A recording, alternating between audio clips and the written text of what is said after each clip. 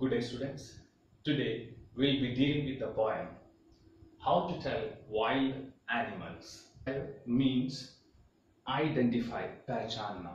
Tell का meaning कहना, वो वाला मीनिंग नहीं है बल्कि identify, पहचानना. Wild animals, wild animals जंगली जानवर.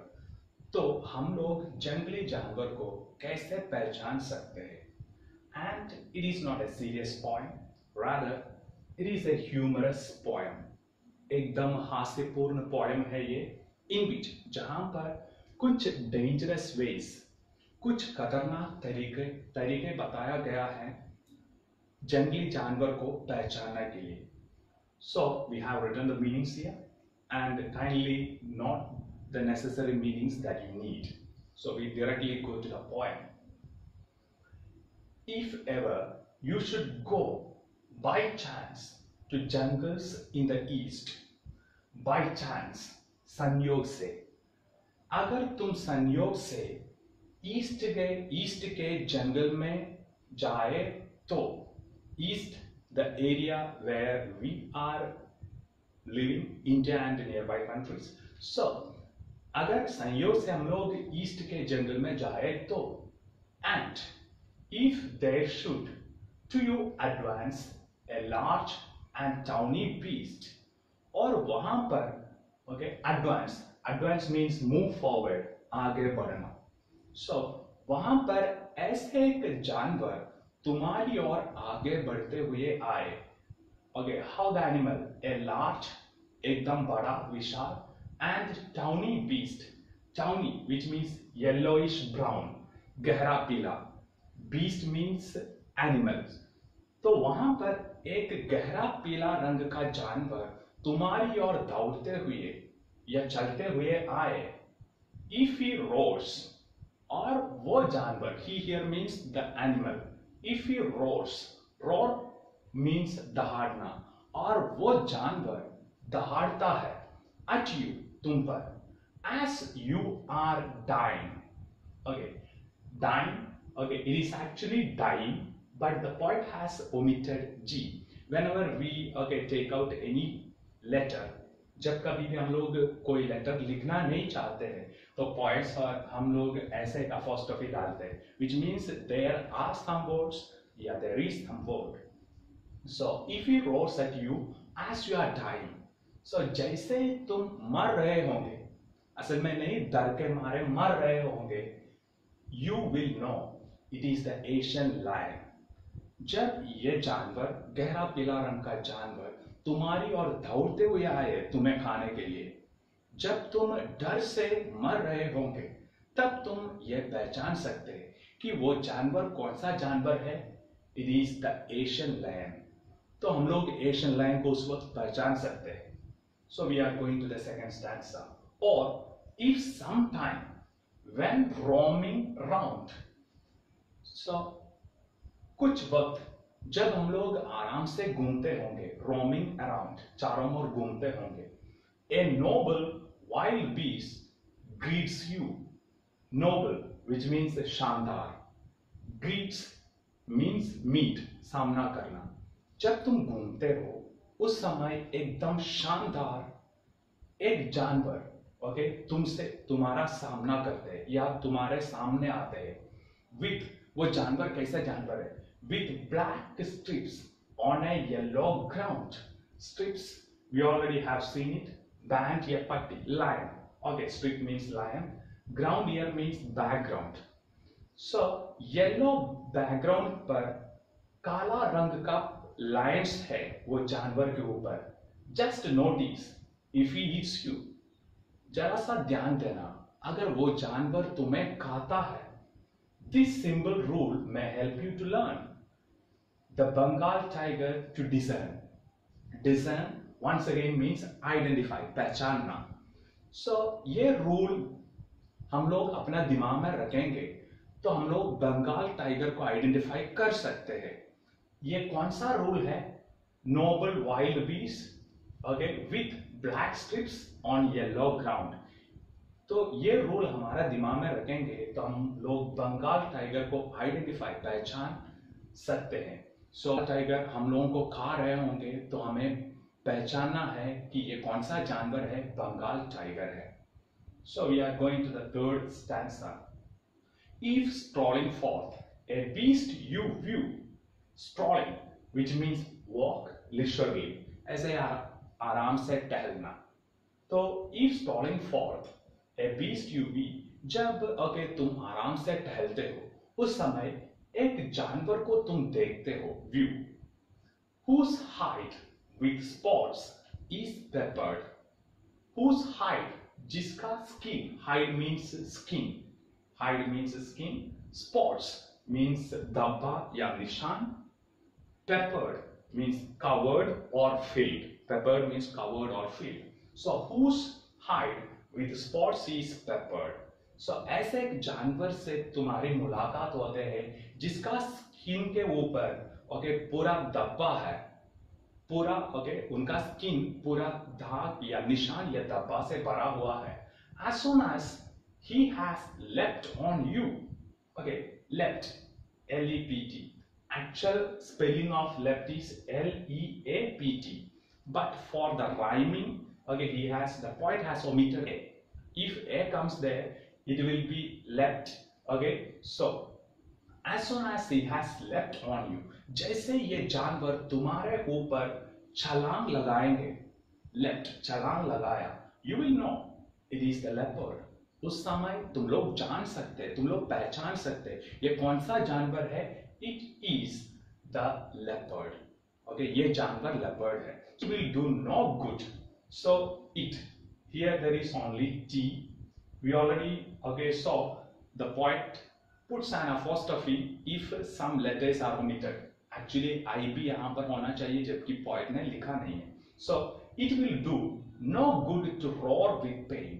Roar असली मीनिंग है गरजना, दहाड़ना, but here roar means cry, चिल्लाना.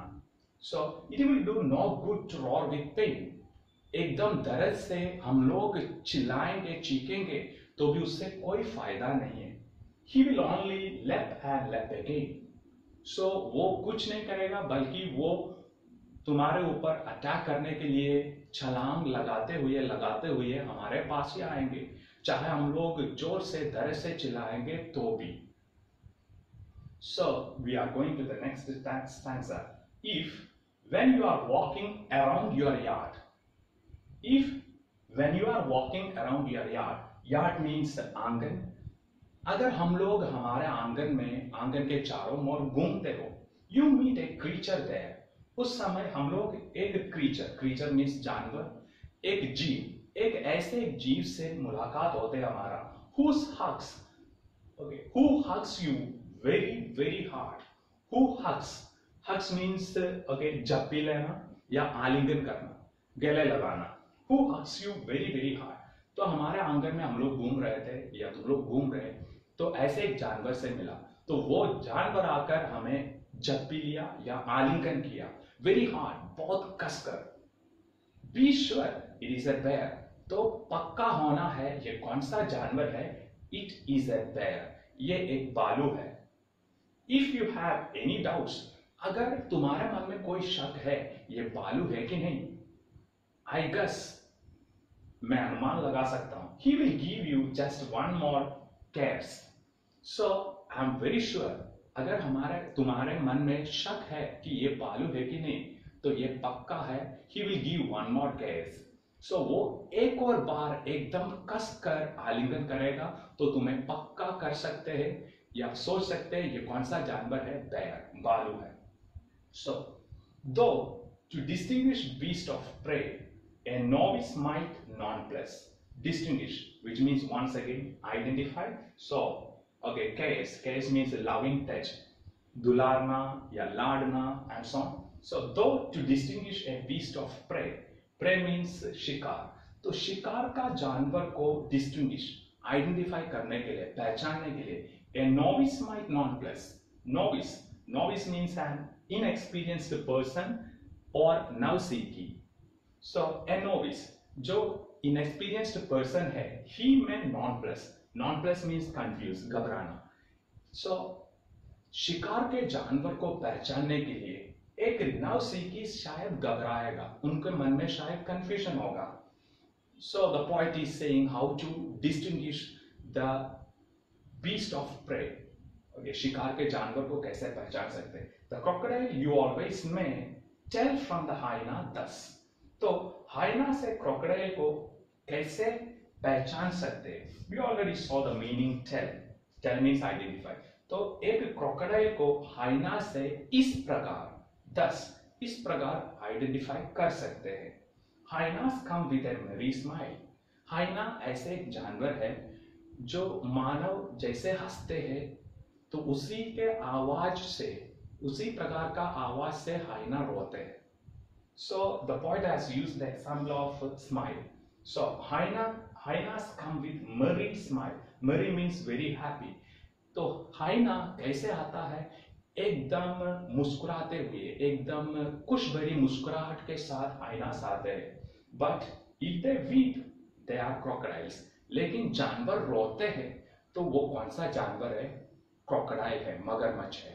तो जिस जानवर एकदम मेरी स्माइल के साथ आते हैं वो हाइना है. जो जानवर रोते हुए, वीप मीन्स रोना, रोते हुए आता है, वो कौन सा जानवर है, क्रोकोडाइल है. इस कंसिडर ऐसा माना गया है कि जब हाइना अपना शिकार को खाता है वो ऐसे हंसते हुए या मुस्कुराते हुए खाता है. जब क्रोकोडाइल अपने शिकार को खाता है वो रोते हुए खाता है, ऐसे माना गया है.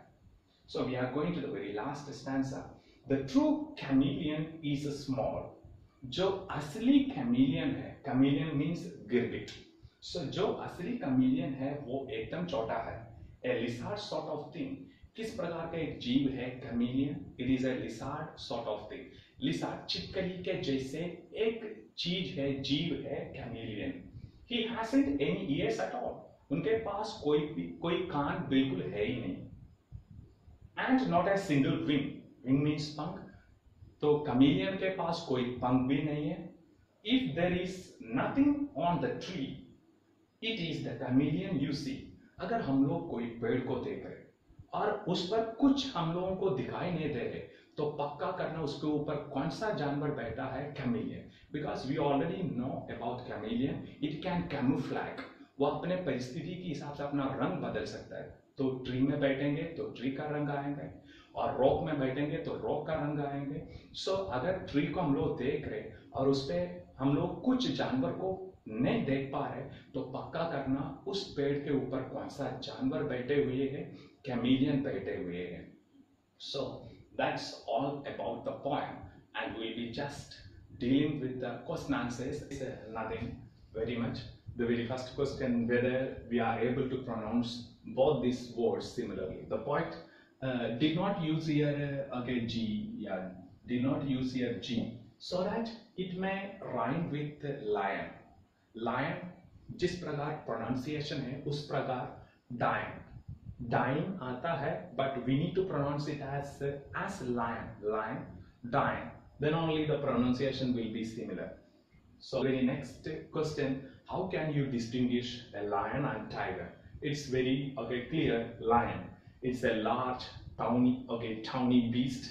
It roars, and when you are dying, you can identify that it is an Asian lion. And how can you identify a tiger? Tiger is a noble wild beast, एकदम शानदार जंगली जानवर है.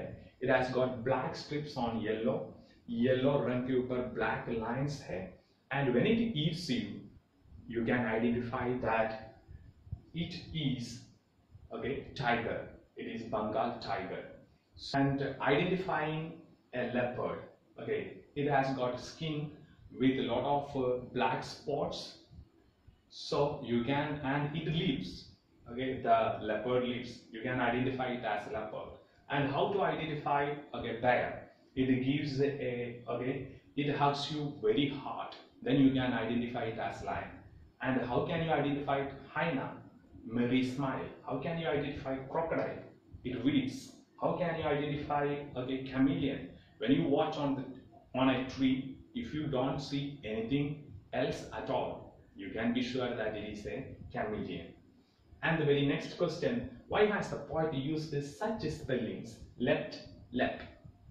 Okay, so these two are used for which animal? It is used for the animal leopard. So its pronunciation is lep, not leopard. It is leopard. So the poet has used such a spelling, lept and lep, so that it may pronounce, it may rhyme with leopard, lep. Okay, fifth, sixth, seventh, and so on. You can delete it individually. Individual answers can be done.